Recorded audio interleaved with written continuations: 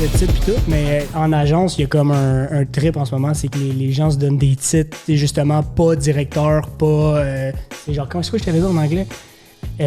Client Success Manager. Ouais, c'est le rendu là, c'est pas trop loin. Toi, dans les grosses corpos en ce moment, juste même Netflix, t'as des CHO, Chief Happiness Officer. Ah oui, c'est ça. Leur seul job, c'est de rendre le monde happy. Ça, c'est fou. Genre, ils organisent des soirées, des événements, ils vont voir le monde. Mais dans les grosses corpos, c'est important pareil, là. Ouais. C'est pour ton staff, tout, mais c'est rendu ça 2021, là. Ouais, mais c'est ça. Parce que maintenant, c'est qu'il y a tellement d'opportunités pour les employés que c'est de trouver des façons de les rendre heureux, exact. d'assurer qu'ils restent avec toi. Parce qu'un employé qui s'en va, puis ça fait que moi, l'employé qui s'en va, ça coûte bien plus cher. Exact. De reformer, déformer quelqu'un qui est... Ouais, clairement. Le monde s'en son un peu, je trouve qu'ils font, là. Ah ben, je suis peut-être loin un peu du micro. Ouais, c'est ça, ouais, c'est ça. bon. Ben, moi, j'avais commencé. Fait que, parlant de titre, là, on a le directeur du développement des affaires Store Urbain, Guillaume Régnier. Bonjour. Salut les boys. En forme? Ça va bien, vous autres? Ben oui. Écoute, Guillaume, pour commencer, straight en partant, l'intro, habituellement, c'est juste tu présentes un peu qui t'es, ton rôle dans l'entreprise. L'entreprise Store Urbain, c'est quoi? Vous êtes où? Tout ça, globalement, l'histoire derrière, là. Parfait. Mais dans le fond, moi, j'ai toujours eu une passion pour la vente. J'étais allé au cégep. Puis le cégep, ça n'a pas marché. J'ai essayé de faire un DEP en vente. On s'entend, là, on est plusieurs à passer par là. Puis Yes. cégep, ça marche pas. J'ai essayé de faire un DEP en vente. J'ai travaillé chez Sport Expert. Puis là, je pensais qu'avec ma grande gueule, j'allais me placer en quelque part. Puis ça n'a jamais marché. Fait que je suis retourné à l'université comme étudiant libre. Puis en sortant de là, en fait, tout le long de mon université, je vendais des sites Internet dans le domaine du sport. Puis j'ai été le premier genre de gars de développement des affaires qui ont engagé dans cette compagnie-là qui s'appelait Sportal, qui gérait tout le sport amateur au Québec. Puis c'était des solutions justement de gestion de ligue sportive avec les inscriptions en ligne et tout ça. Fait que j'ai développé ce marché-là. Puis après cette expérience-là, quand j'ai fini mon école, j'avais l'impression que je plafonnais un petit peu dans cette compagnie-là, puis que j'allais jamais m'enlever, dans le fond, l'étiquette d'étudiant dans le front. Là, fait que j'ai décidé de changer. J'étais allé vendre des sites Internet pour les hôtels et les restaurants. Puis à un moment donné, je me suis rendu compte que j'avais besoin de vendre quelque chose de tangible, puis de parler avec quelqu'un, puis d'avoir un réseau de contacts de personnes influentes. T'sais. Fait que je vois l'opportunité chez Store Urbain, puis comme n'importe qui, je dis vendre des stars, vendre des rideaux, c'est comme, je suis pas trop sûr. Puis quand j'ai eu cette opportunité-là, puis j'ai eu mon entrevue avec les boys, je suis allé un peu de reculons, mais en même temps, je me disais, regarde, j'ai besoin de me pratiquer à faire des entrevues, fait que on va y aller. T'sais. Fait que j'arrive à l'entrevue justement dans le magasin, puis déjà en rentrant, je vois que le magasin, c'est quelque chose d'autre. Là. On n'est pas un marché aux puces, on n'est pas rien, une belle compagnie haut de gamme. Fait que déjà en rentrant, j'ai comme un petit feeling en dedans. Je rencontre les boys, puis là, on parle un peu, ils me parlent de leur rôle, ils me parlent de ce qu'ils voient de moi, puis sur le coup, j'étais comme, je sais pas, mais j'ai fini l'entrevue en disant, les boys, il faut qu'on trouve un moyen de s'entendre parce que je veux travailler avec vous autres, puis je vois le potentiel de la compagnie. Fait que là, j'ai switché à go, ça me tente de vendre des stars. Fait que j'ai commencé après avec la compagnie, puis j'ai vu le potentiel, j'ai vu l'approche qu'il y avait, puis ça me rejoignait à 100%. Fait que ça m'a donné envie de me défoncer justement pour cette compagnie-là. Puis on en est là. Puis tu l'as dit, c'est du haut de gamme. Parle-nous de Store Urbain exactement. C'est à comparer d'autres compétiteurs, c'est quoi vous vendez? Je sais que vous êtes à Toronto aussi. Oui, exactement. Dans le fond, Store Urbain, on se spécialise dans les habillages de fenêtres haut de gamme. Notre target, c'est le haut de gamme. Fait que vraiment, store, rideau, motorisation. Mais évidemment, on a toutes les gammes de produits aussi. Fait qu'on est capable de répondre aux besoins de madame qui cherche un store. Puis on est capable de répondre à la Maison Radio-Canada, par exemple, qui est un de nos derniers projets qu'on a fait commerciaux qui demandait 1400 stars. Là, fait qu'on fait vraiment les deux types de projets. Puis, tu sais, pour comparer justement à à notre compétition, on est vraiment un one-stop shop. C'est que nous autres, tu viens dans le magasin où tu demandes une consultation à domicile, tu as quelqu'un qui s'occupe de toi pour faire la vente, te conseiller. Évidemment, on fait notre production de rideaux et tout ça aussi à l'interne. Puis tu as notre équipe d'installation, la plus grosse équipe d'installation aussi de l'industrie qui se rend chez toi. Les gars, ils ont le chandail Store Urbain, il y a le camion Store Urbain. On est rendu avec 5 camions Store Urbain sur la route à temps plein. T'sais. Fait que c'est vraiment... tu viens chez Store Urbain, on va s'occuper de toi de A à Z, puis on t'enlève cette épine-là du pied, justement, de gestion des habillages de fenêtres. Parlant de tout en un, justement, dans ton service, in-house, Store Urbain, ça ressemble à quoi vos équipes? Jusqu'où vous allez pour votre propre image à vous, marketing, ces affaires-là, création de contenu, vidéo? En ce moment, je te dirais que le gros du marketing, c'est ce qu'on se rend compte. Évidemment, on a tout ce qui est AdWords et tout ça, on l'a, on en fait un peu, mais notre gros marketing, pour vrai, c'est nos camions sur la route. Les gens remarquent nos camions. On a, c'est marqué Store Urbain directement sur les camions, c'est gros, fait que les gens le voient, les camions sont hot. C'est notre gros coup marketing. Après, moi, je suis un peu, comme j'aime le dire, je suis un peu la mascotte de Star Urbain, fait que je me promène, j'ose un peu avec tout le monde, fait que c'est ce qui nous permet aussi de se faire un nom. J'aime vraiment aussi spotter les défaillances de mes compétiteurs, si je peux dire de cette façon-là, puis montrer aux gens comment je peux contourner ces défaillances-là, puis offrir de quoi d'un peu plus haut de gamme, de plus intéressant pour eux. Tu dis que vous êtes un one-shop stop, puis que dans le fond, les gens ils viennent à votre magasin, puis que les gens vous découvrent surtout justement avec vos camions et tout ça, mais ça, c'est très local. Tu sais, dans un cas que vous êtes, t'as des gros clients un peu, mettons que t'as dans le nord du Québec, ou peu importe, en Ontario ou à Toronto, je veux dire, à un moment donné, t'as quand même besoin de faire du outbound, t'as quand même besoin j'imagine, t'as d'autres méthodes d'acquisition de clients que vos camions, j'imagine? Absolument, absolument. Puis c'est un peu là où mon rôle entre en ligne de compte, c'est que moi, je suis en charge du développement des affaires, fait que notre but, en fait, c'est de trouver des donneurs d'ouvrage, c'est de trouver les gens qui vont amener les projets, qui vont amener justement les besoins. Puis, petite parenthèse par rapport à ça, moi, ce que je trouve intéressant de notre domaine aussi, c'est que, tu sais, contrairement à les fameux vendeurs de frigo ou vendeurs de, tu sais, les gens qui essayent de te vendre de quoi, moi, j'ai l'impression qu'on répond à un besoin plus que vendre quelque chose. Quelqu'un qui s'achète une maison, qui déménage dans une maison, qui fait construire, va avoir besoin de stores, va avoir besoin de rideaux. Fait que moi, je suis là puis je t'offre cette solution-là. Fait que tout ça pour dire que, pour moi, des designers, des architectes, des contracteurs généraux, c'est de tisser des liens vraiment, vraiment serrés avec eux autres, puis de faire en sorte, justement, que qui nous amènent vers les clients, puis qu'en bout de ligne, on puisse s'entendre avec eux aussi. Même des acheteurs, I guess, pour des produits, tu parlais du projet de Radio-Canada, j'imagine pour des grosses business comme ça, c'est au niveau des départements d'achat que ça se passe, puis ça doit être là que vous allez les chercher aussi. Avez-vous des méthodes d'acquisition avec LinkedIn, de l'automatisation avec eux parce que tu peux vraiment trouver tu le connais, ton client type, à nous, comme tu l'as dit, les architectes et tout ça, tu peux complètement les cibler en automatisant même des 100 messages par jour pour aller les targeter sur LinkedIn. Est-ce que c'est des genres de trucs que vous pensiez faire, que vous faites déjà? Ou? Actuellement, je te dirais que est-ce qu'on y a pensé? Oui, mais c'est parce que la demande est tellement grande qu'on aime mieux personnaliser notre demande puis aller cibler exactement qui on peut chercher plus que d'envoyer des messages de masse. Tu me parles justement de la Maison Radio-Canada, ben eux, ça passait directement. Tu sais, souvent, quand c'est des projets publics comme ça, c'est des appels d'offres. Fait que c'est des gens, il y a le projet de la Maison Radio-Canada, puis là, tu as plusieurs entrepreneurs généraux qui vont soumissionner là-dessus, qui vont te demander un prix pour envoyer leur soumission. Puis nous, justement, c'est par Brocolini qu'on est rentré sur ce projet-là. Puis c'est notre façon, après, en travaillant une fois avec eux, ben ils voient comment on travaille, ils voient, tu sais, pour les prochains projets, ben c'est sûr que c'est avec nous qu'ils veulent travailler aussi. Fait c'est un peu ça le target, c'est de leur montrer que c'est pas juste un rêve qu'on leur vend, là. C'est un whole package. Là. Oui, on dit qu'on va livrer à la job, on va la livrer, puis on va bien la livrer aussi.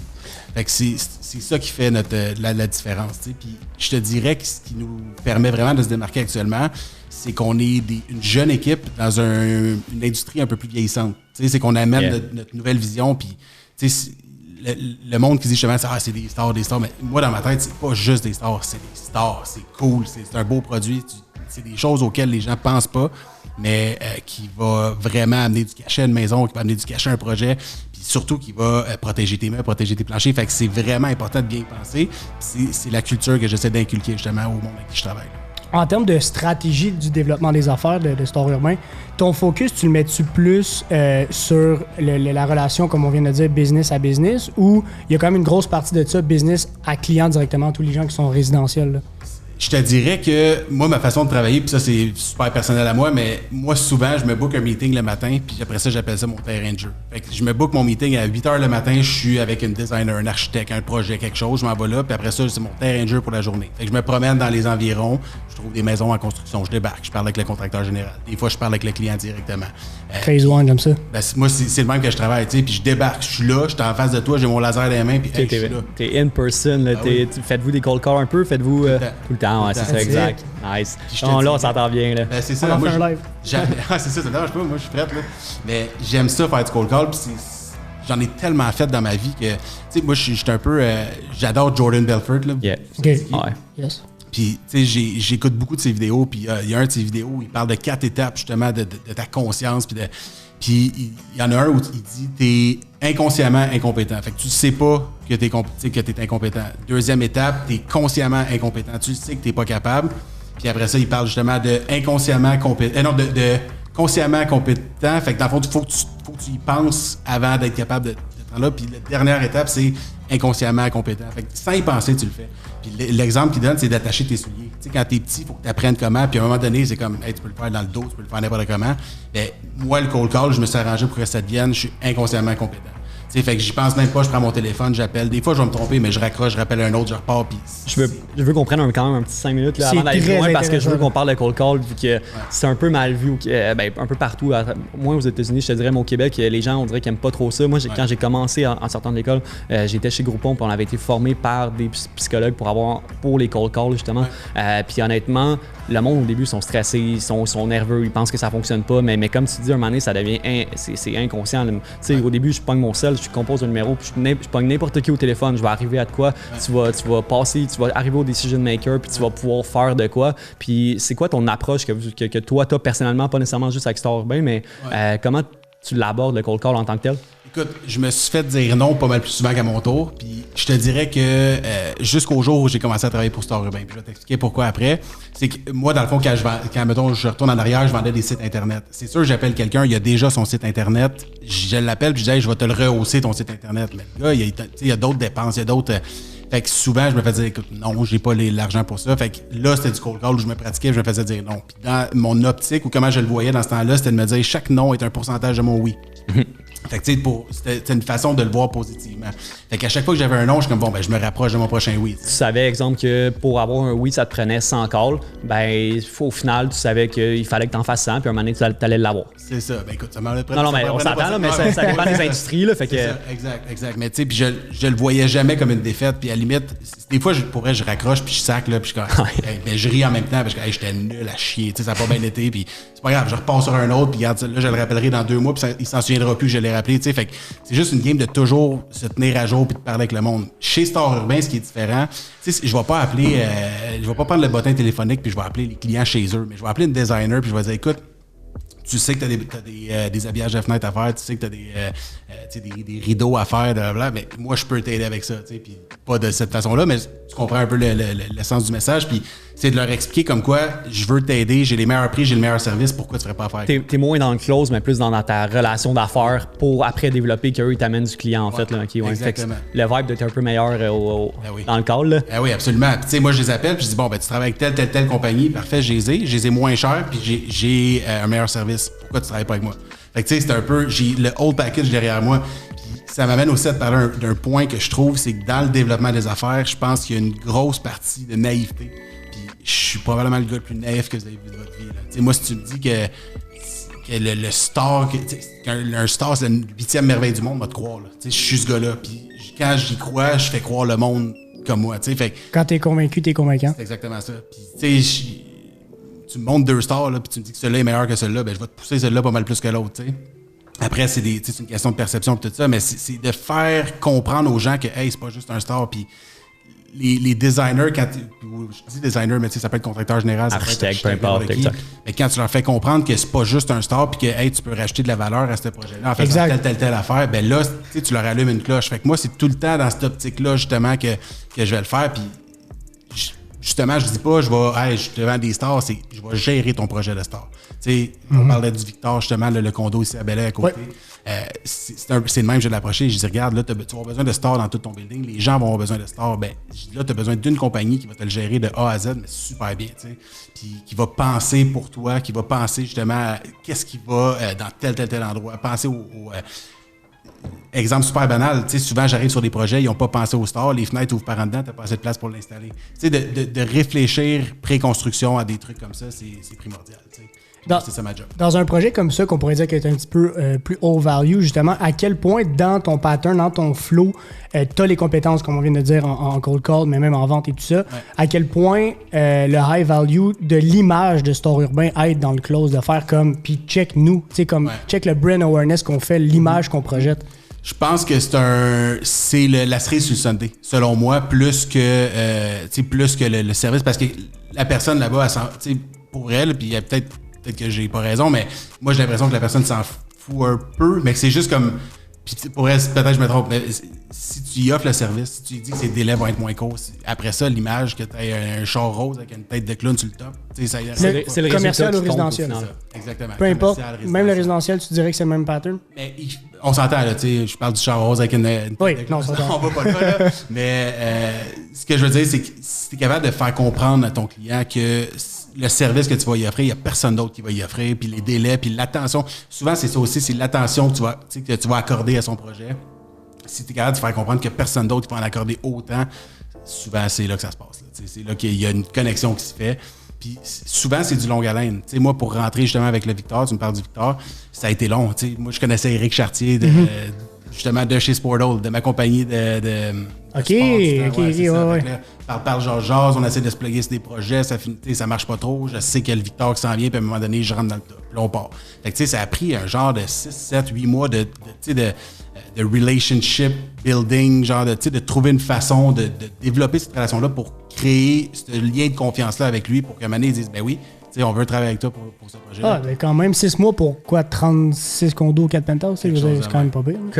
Connaissez-vous vos chiffres au niveau là, de votre acquisition de clients? Est-ce que ça se passe plus est-ce que c'est beaucoup de nouveaux clients qui arrivent, exemple, à cause de vos Google Ads, toi à cause de ta vente? Est-ce que c'est beaucoup de référencement? Ça dépend. C'est dur à dire parce qu'on a du lead qui rentre à côté par le site Internet. Il y a du monde qui appelle au bureau. Fait que c'est vraiment un melting pot de tout ça. Puis over ça, c'est que moi c'est un peu de la manière que je le vois. Des fois, je me trouve justement des tours à condo qui n'habillent pas nécessairement toutes les fenêtres, mais qui me réfèrent des clients une fois de temps en temps. Mais là, à chaque fois que le camion se déplace, qui s'en va à cette tour à condo-là, ben là, t'as tout le monde dans leur fenêtre qui regarde, hey, Star Urbain, ils prennent le téléphone, ils appellent. Fait que c'est une roue qui tourne. C'est vraiment ça. Puis c'est ce qui est intéressant comme business, justement, c'est d'être partout. C'est vraiment ça. Mais ça fait partie de tes tâches de justement regarder un peu plus les métriques numériques? Parce que je comprends ton pattern de l'image que vous projetez en vous promenant, mais est-ce que toi, des fois, tu fais comme, OK, hey, il me semble qu'on a eu un boost ce mois-ci, on devrait peut-être pas en mettre plus, comme là, rendu là, le numérique prend pas mal plus d'ampleur, puis on va focuser là-dessus, surtout dans une expansion à Toronto et tout ça. Oui. Écoute, on a un gars à l'interne, depuis tout récemment, qui va s'occuper de ça, de notre gestion numérique et tous ces trucs-là, parce qu'on voyait le besoin. Mais pour vrai, pour te donner une idée, là, ça doit faire à peu près 2 mois, 3 mois, j'ai pas eu le temps de faire du cold call. Parce que parce que je me fais appeler par un code. J'ai été référé à toi par telle affaire, un ami qui m'appelle, un contracteur général, une gestion de projet, un Victor, un ci, un ça. Fait que j'ai pas le temps. Fait que t'es rusty un peu, là. En ce moment, c'est. Oui, mais en même temps, j'en ai fait des fois. Tu sais, c'est que plus je travaille avec les gens, plus j'ai des arguments à dire au téléphone aussi. C'est clair. Tu sais, c'est quand je me remets sur le cold call, mine de rien, ma confiance augmente aussi. Puis quand je les appelle, c'est comme, hey, pourquoi tu ne travailles pas déjà avec moi, là? Tu sais, on devrait déjà travailler ensemble. Puis il y en a que je rappelle, que j'avais parlé il y a 1 an, 2 ans. Ça m'est arrivé justement la semaine passée, un designer avec qui j'essayais de travailler depuis vraiment, vraiment longtemps. Puis il était pas trop chaud LD, puis il s'est pointé au magasin, puis il m'a dit, ben écoute, j'ai juste plus le choix, là. Tu sais, vous êtes partout, puis c'est avec vous autres, il faut que tout le monde travaille avec vous. Mes clients m'ont demandé de travailler avec vous. Fait que, qu'est-ce que ça m'a fait, tu sais? Ah ouais. C'est un peu ça. Je veux parler un peu de vos next steps pour vous autres. Dans le fond, en ce moment, tantôt, tu parlais que vous étiez une petite équipe. Ouais. Ça ressemble à quoi votre chiffre d'affaires en ce moment? Actuellement, écoute, je veux pas trop me tromper. J'ai l'impression que l'année passée, ça a tourné autour de 5-6 millions, quelque chose comme ça. Puis c'est, dans le fond, quand ça a commencé, est-ce que c'est bootstrap? Est-ce que vous avez eu une levée de fonds à date? Est-ce que c'est rien de ça? OK. Puis pour votre expansion, est-ce que vous pensez, en étant une plus petite équipe, vous êtes déjà un peu occupé, comme tu dis, vous avez déjà en masse de jobs, puis ça roule bien.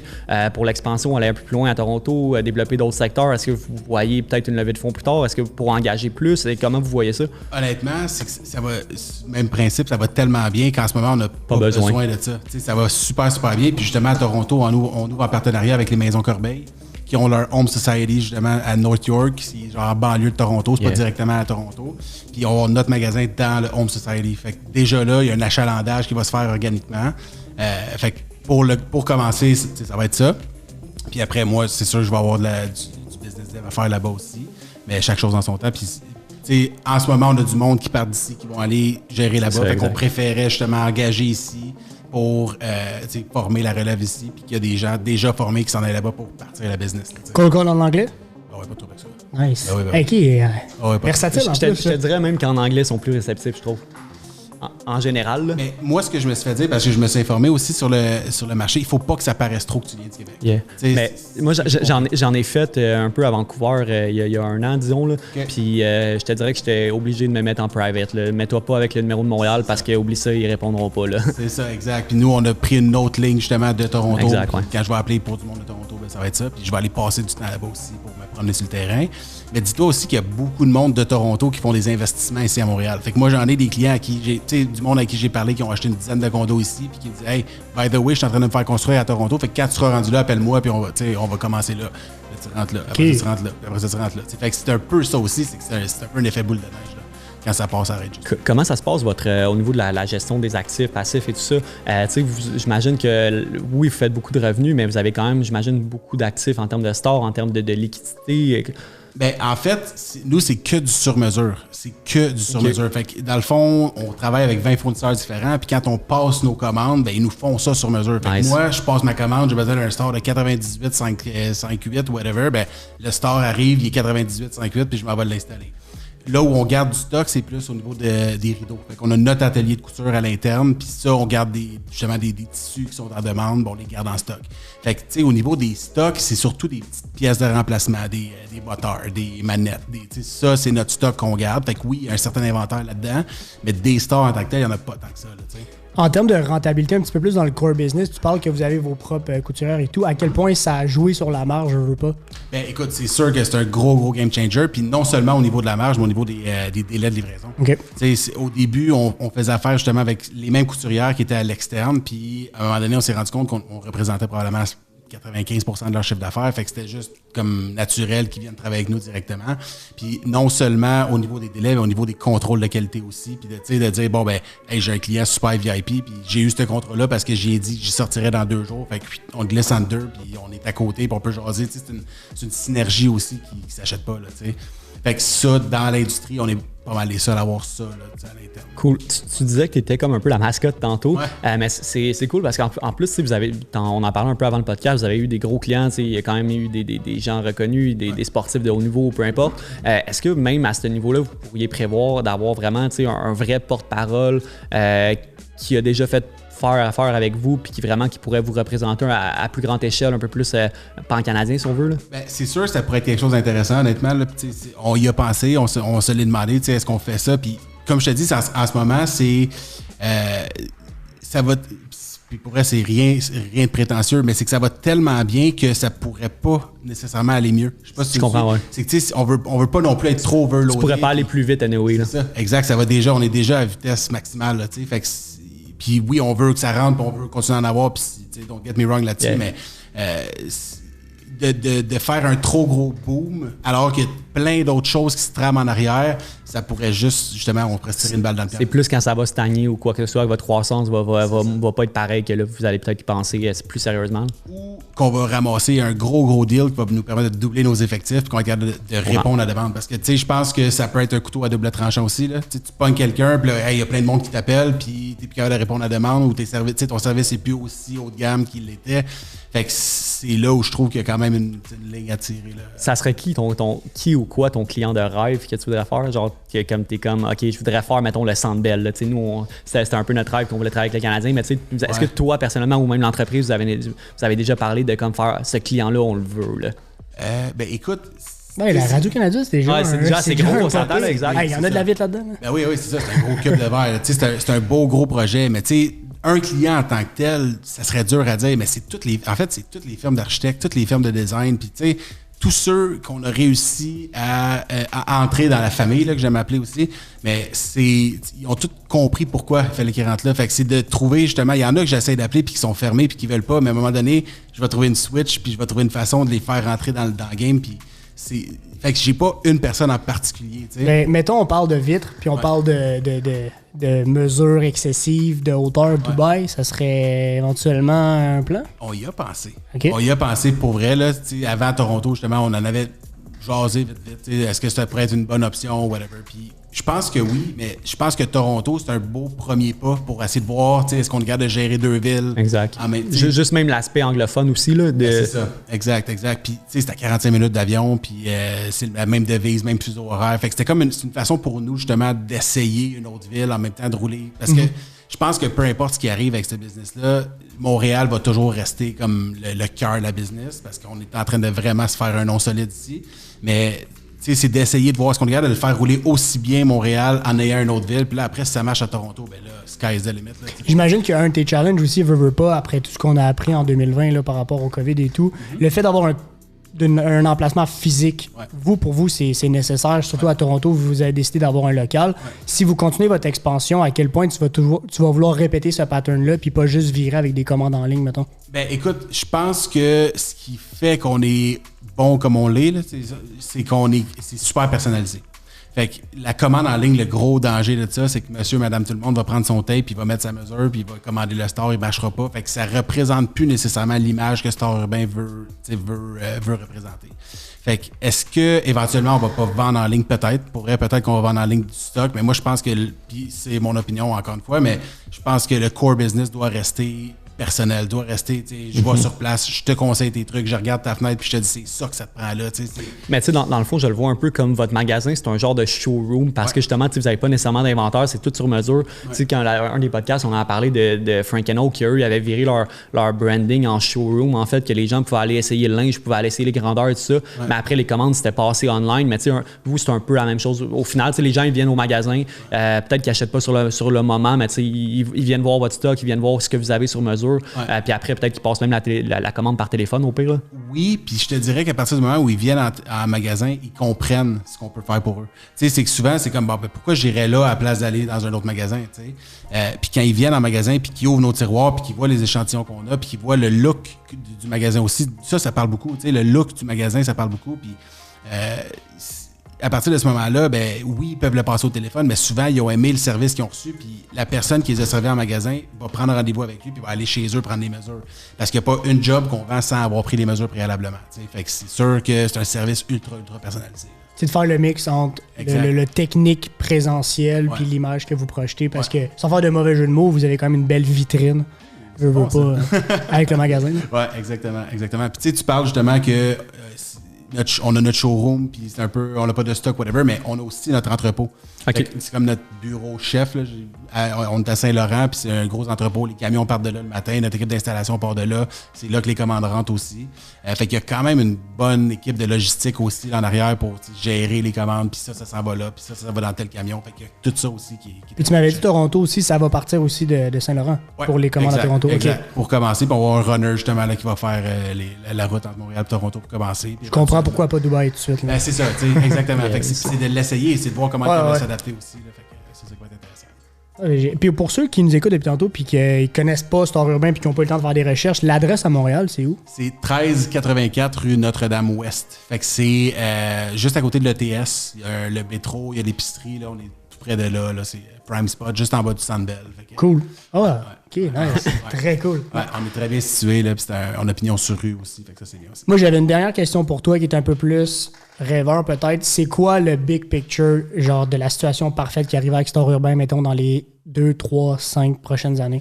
Je te dirais que c'est le fameux le rêve américain, là, c'est le takeover. C'est juste d'avoir tout le marché au complet. Mais en même temps, pour vrai, je pense que c'est impossible d'avoir le marché au complet. Actuellement, ça va super bien. Puis d'après moi, on n'a même pas 5% du marché montréalais. Là, fait que c'est qui vos gros compétiteurs? Il y en a dessus. Ben, t'es pas obligé de les dire, dans le fond. On va les cold. Non, mais c'est ça. Tu vas les inviter sur ton podcast. Mais, tu sais, pour vrai, puis moi, c'est souvent ce que je dis aussi au monde avec qui je travaille, c'est que la compétition fait en sorte qu'on est meilleur. Tu sais, c'est qu'on se challenge. S'il n'y avait pas de compétition, à un moment donné, je tangerais puis je penserais que, tu sais, je suis le top of the line. Mais de savoir qu'il y a du monde qui travaille fort en arrière aussi puis qu'il y a d'autres compagnies qui ont d'autres choses à offrir, ben ça nous pousse à se dépasser. Fait que moi, je l'aime, la compétition, là, ça me dérange pas. Il y a CM Textile, qui est un de nos compétiteurs. Évidemment, tous les marchés du Store, Vertistar et tout ça. Mais j'aime dire aussi que oui, il y a cette compétition-là, mais moi, je pense que c'est un peu de la compétition indirecte, en ce sens qu'on offre un service complet. Vous jouez pas la même game. C'est vraiment, c'est ça, on joue pas la même game que les autres, puis il y a des produits, il y a un autre produit, en fait, desquels j'ai pas parlé, c'est tous nos produits d'outdoor. On fait des auvents aussi, on fait des moustiquaires rétractables. Ouais, fait que ça, c'est vraiment le futur aussi. Puis ça, cette ligne de produits-là, il n'y a pas grand monde qui est capable de l'avoir, puis il n'y a pas grand monde qui est capable de l'installer non plus. Fait que là aussi, on peut se démarquer là-dessus. Puis il y a beaucoup de produits de niche aussi qu'on fait, qui sont par exemple des solutions pour les puits de lumière, des solutions qui partent d'en bas, qui montent en haut, des affaires qu'on voit juste nulle part, nous, on les fait. Fait que est-ce qu'on a de la compétition? Oui, on en a, puis c'est sain, mais c'est grâce à cette compétition-là, justement, qu'on se développe, qu'on est capable de se développer en ce moment. C'est là que je le voyais, même moi, tantôt, quand je te parlais de l'expansion, peut-être de la levée de fonds et tout ça, développer des nouveaux marchés à travers même votre compagnie à même. Tu me parlais des trucs solaires dehors et tout ça. C'est des gros projets, c'est des nouveaux marchés, c'est des nouvelles industries que tu peux complètement développer à cause de juste votre réputation que vous avez en ce moment. J'imagine que, mais après, c'est faire le pour et le contre. Est-ce qu'on développe à Dubaï? Est-ce qu'on développe à Toronto? Est-ce qu'on développe une autre industrie dans notre secteur? Il y a plein de trucs à ce niveau-là que vous pouvez faire. Ouais.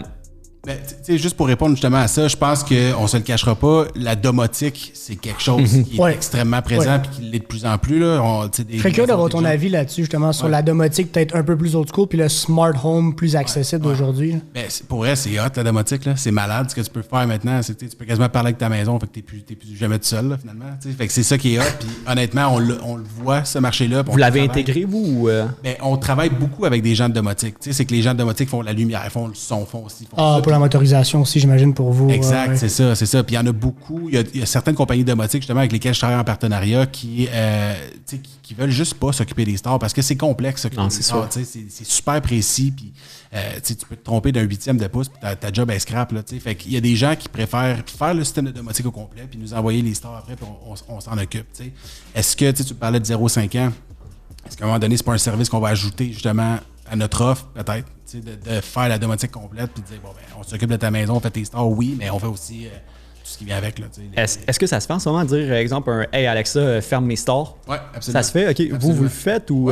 Nice, OK. Avec Google, on peut faire ça aussi? Oui, nice. Avec ton MyLink. Parce que je pense que c'est une des questions que j'avais posées en plus, si ça fonctionnait avec le hub ou je sais pas quoi. Mais ton MyLink, justement, tu vas être capable de le faire. Là. Nice. Je vais vous tenir au courant, ceux qui nous écoutent, si ça fonctionne bien. Mais tu sais, c'est aussi la question du scale 0,5 ans. C'est comme Simon l'a dit tantôt, avec les levées de fonds, aller engager et tout, à un certain point, quand tu veux scale dans la même niche puis tu veux juste prendre plus de territoire, tous les professionnels le disent, Gary Vee l'a dit, ça va te prendre plus d'humains, engager plus de monde. Est-ce que tu veux scale plus la même niche ou créer d'autres divisions dans ce que vous faites? Le design, je veux dire, vous auriez des designers à l'interne qui prendraient un projet A à Z. Vous pouvez gérer pas mal d'affaires après. Là. Ça, honnêtement, on a des designers qui travaillent avec nous actuellement.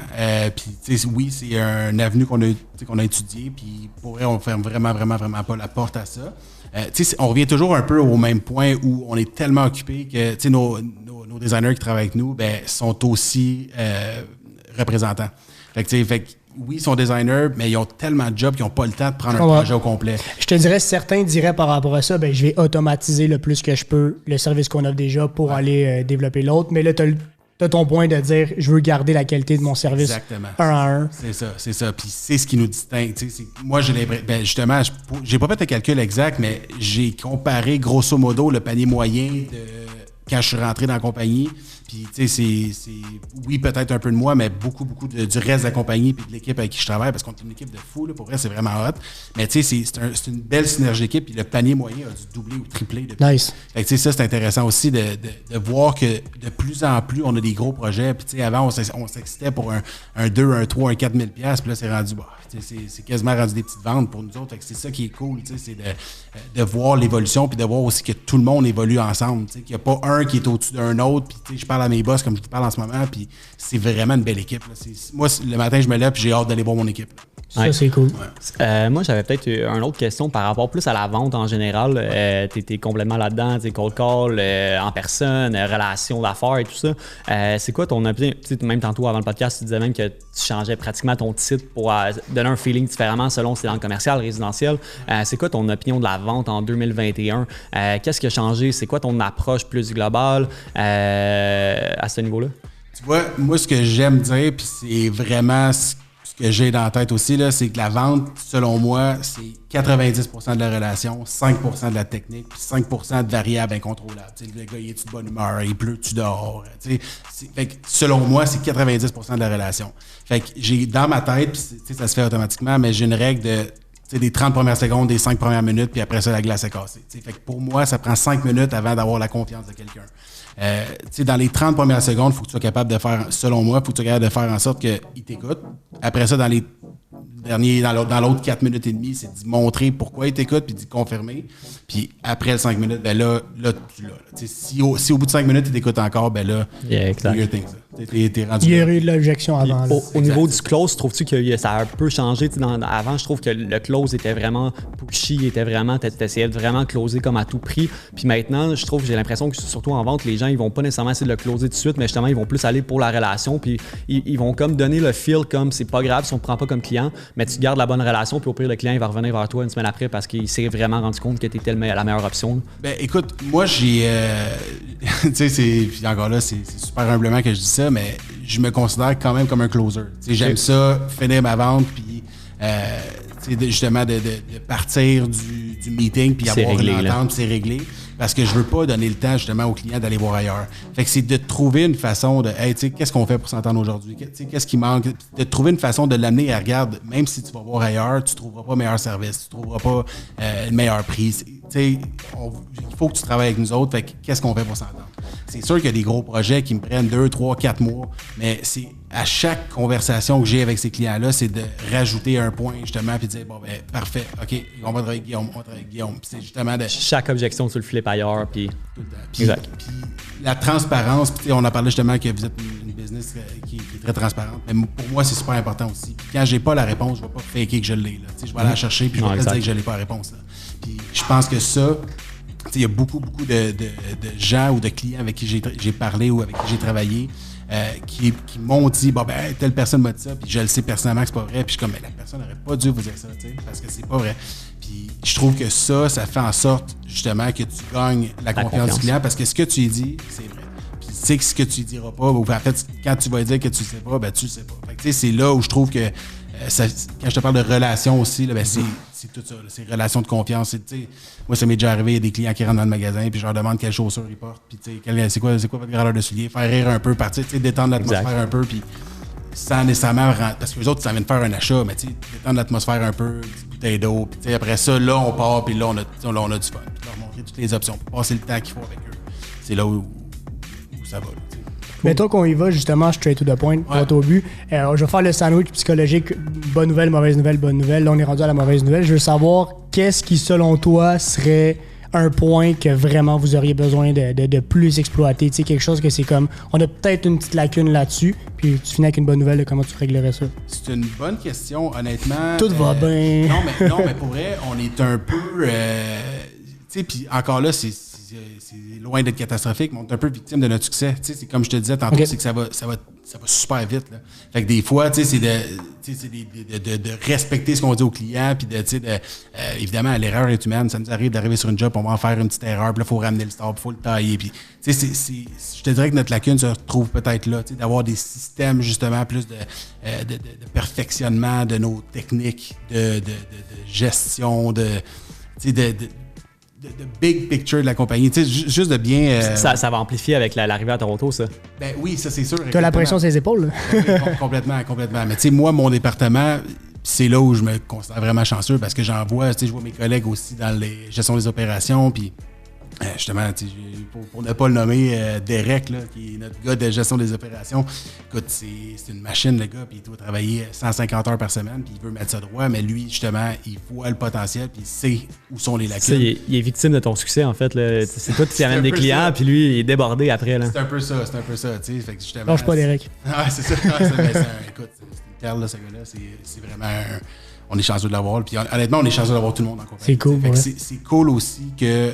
il y a bien des... En ce moment, on est en embauche, fait qu'il y a des nouveaux, puis ils voient tout de suite. J'ai vu ça, hein. Ouais. Ils voient tout de suite que c'est une équipe, puis qu'ils rentrent... Hey, j'ai jamais vu ça, autant peu de compétition dans une compagnie. Il n'y a pas de compétition à l'interne. Oui, il y a une petite compétition saine entre les vendeurs, mais tout le monde est là pour s'aider. Puis juste ça, là, ça fait en sorte que comme on peut vraiment aller à vitesse grand V. Là, c'est vraiment le fun. Vous cherchez qui, juste pour avoir une idée? Là? Actuellement, je te dirais, on est toujours à la recherche de bons vendeurs. Il n'y a jamais trop de bons vendeurs dans une compagnie. Moi, c'est ce que je pense. Mais tu sais, tu as... évidemment, la demande... En fait, les projets sont de plus en plus gros et de plus en plus nombreux. Fait que c'est sûr qu'on a besoin d'installateurs. Ça nous prend des installateurs. Fait que si vous connaissez les gars manuels, faites-moi C'est bon, la seule va- raison que tu as demandé, c'est pour avoir la com de référencement. c'est ça. Ben ouais, mais écoute, pour Cliquez sur le lien dans la bio Instagram. Non, mais pour vrai, s'il y a des gens qui veulent être, qui veulent venir rester avec nous autres, des gars manuels, Puis vous voulez du monde in-house, là. Vous voulez que ça soit store urbain, là. OK. on n'a aucune sous-traitance, puis Cool. ça fait en sorte que justement on se démarque la compétition. Ça, c'est nice pour eux. Ouais, c'est hot, t'sais. Ça fait partie du scale, justement. Là. Ça Ouais. fait partie des fameux augmenter les humains autour de toi que je parlais tantôt. Là. Ouais, exactement, c'est ça. Puis, puis les gens qui rentrent dans la compagnie veulent plus en sortir après. On est bien traités, tout le monde est heureux, tout le monde est parlable aussi, ça c'est le fun. T'as pas, oui, il y a une certaine hiérarchie dans la compagnie, mais tu sais, quand c'est business hours, c'est business hours, puis quand c'est happy hours, c'est happy hours. T'sais, on est capable de faire un 5 à 7 tout le monde ensemble, puis être tout sur le même pied d'égalité. Puis quand c'est le temps de travailler, ben là, chacun a son rôle, puis c'est une équipe. T'sais. Si on ramène ça au sport, mais si le goaler fait pas les arrêts, Carey Price. Ils viennent de changer le coach. Non, pour vrai, j'irai pas là parce que je suis le plus grand défendeur de c'est pour vrai. Mais tu sais, si le goaler fait pas des arrêts, ben ils vont perdre. Exact. Ils vont scorer, ils vont perdre. Fait que c'est un peu ça. Tout le monde a son rôle à jouer, puis c'est ce qui fait en sorte qu'on ça va bien. Très cool. Ben merci vraiment beaucoup pour ton temps, pour vrai. Les liens pour vous trouver là, en ligne et tout. Écoute, starurbain.com, notre Facebook Star Urbain, Instagram Star Urbain aussi. Puis à Toronto, ça va s'appeler Shadings. Yes. Puis on change de nom là, pour Toronto, pour ce marché-là. Fait que ça va être Shadings. Sur Instagram, même principe, Shadings Co. Pour notre compte Instagram. Très cool. Ben merci encore une fois. Ça a été super intéressant. Puis pour ceux qui nous écoutent, on se retrouve très prochainement pour un autre épisode. Ciao tout le monde.